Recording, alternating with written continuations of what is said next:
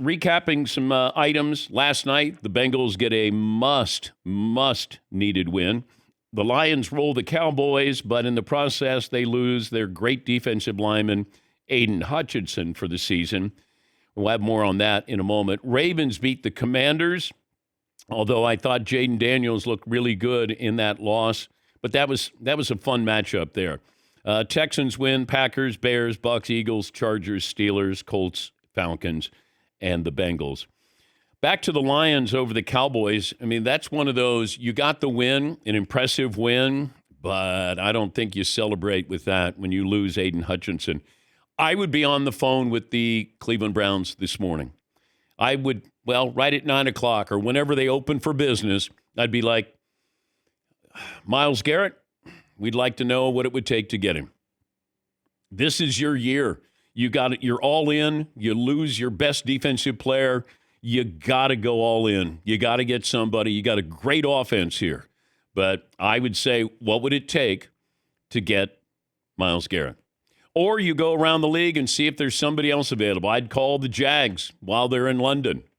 They're further along in the day over there, so they would be ready. They'd be awake for quite some time there and say, hey, you got anybody that you would like to trade? Because now all of a sudden you start to see these teams, if you've got one win, you don't have any wins, is it time to then sell off? And November 5th, I believe, is the trade deadline. So it is right around the corner there. But I would certainly ask about Myles Garrett. Now, I don't know if you're going to get Myles Garrett. I don't know what it would take to get Myles Garrett. But if I'm the Lions and I have to give up a first and a second or first and a third or pay part of the salary, whatever it is, you have your moment here. Because I don't know if you have a great team in the NFC right now, unless it's the Lions, because the 49ers are still banged up. Eagles, they're not convincing me of anything right now. Cowboys, we know that. Are the Vikings a great team? Packers, are they a great team? So you have your moment. You had it last year, and you let it slip away. You got to go out and get somebody. Yes, Eden. And hopefully the Lions are looking at sort of this window and recognizing how quickly they close. Yeah. You know, the NFL has a bunch of teams right now that just 2 years ago were set up for the next 10 years, and they're terrible right now, or things are just a mess. You have to be all in right now for this year, I think, if you're the Lions. And I don't know if the Bengals will sell, but here's the thing. You know, the Bengals might say the following. You can have Myles Garrett, you have to take Deshaun Watson. I know. But to do what?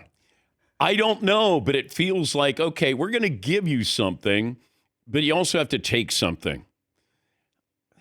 I mean, you're going to have to start over, and maybe you're starting over after next season. Then you get out of that contract, you try to move forward there.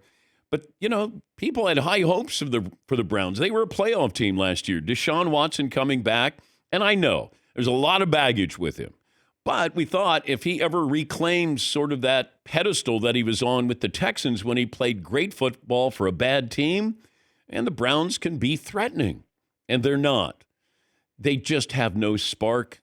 They really don't even seem like they're interested. And that's strange to say this early in the season. But I'm watching, and I don't see anything. That offense is vanilla. It has been neutered. And Myles Garrett blocks a field goal, and they score a touchdown. I mean, that's their offense.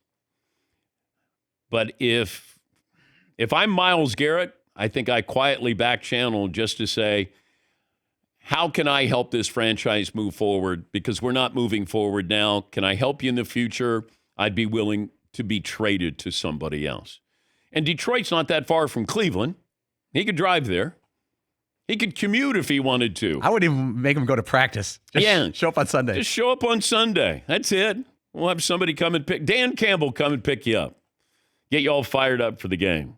But, yeah, I started to think that yesterday, with the injury.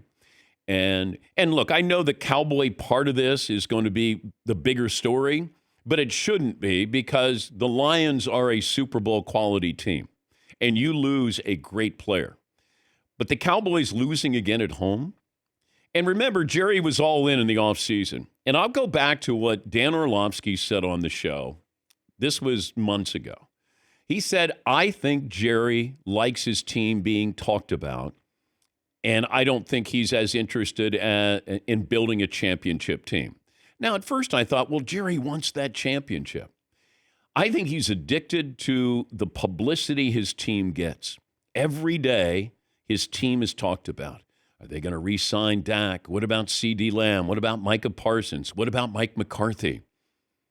It's always spoken about. And this team wasn't all in. This team isn't good. The defense isn't good.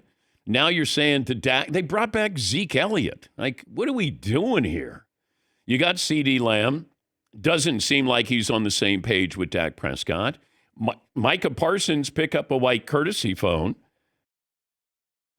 So, and it's Jerry Jones's 82nd birthday yesterday. Blow out the candles? No, blow out the Cowboys. Yes, Paulie. I will say this about the Cowboys angle of this. Home losses hit harder. Bad home losses hit a lot harder than just a random loss. Like, you're going to lose to the – I wouldn't say you're going to lose, but to get wiped out by the Lions. The Lions were running goofy plays and trick plays. It felt like a high school team toying with an average. It felt like a homecoming game. Yeah. Where you bring in the team that can't play, and the Lions were toying with them. And to have – I think the Cowboys are 0-3 this year, and they're averaging 17 points a game. The loss to the Lions, their worst home loss since 1988. And the Lions have scored 40 or more points in consecutive games. They're a really good team.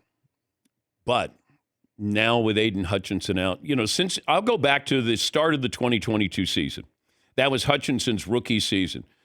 Only Nick Bosa has more quarterback pressures than Aidan Hutchinson. Only 5 players have over 100 pressures over that span.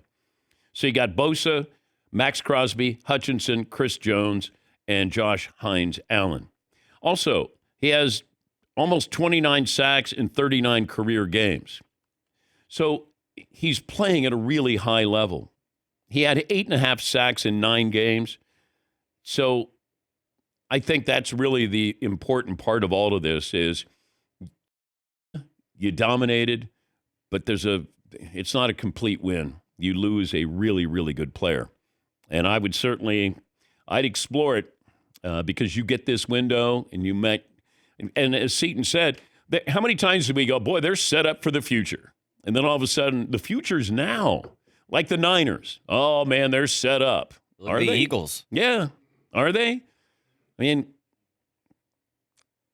you got to be all in. The Eagles are stacked running this crazy offense, and their coach might get fired, and nobody likes their quarterback. That's like 18 months. And go back to the Super Bowl where they almost won the Super Bowl. Yeah. And you're like, hey, they got they got Saquon Barkley. Man, they are loaded on offense. They are loaded, but they're loaded like they're drunk. Like, can't you guys get this together? They don't look.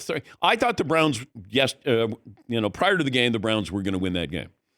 Just because one day, one game, one Sunday, they're going to stumble into a win that they have no business with.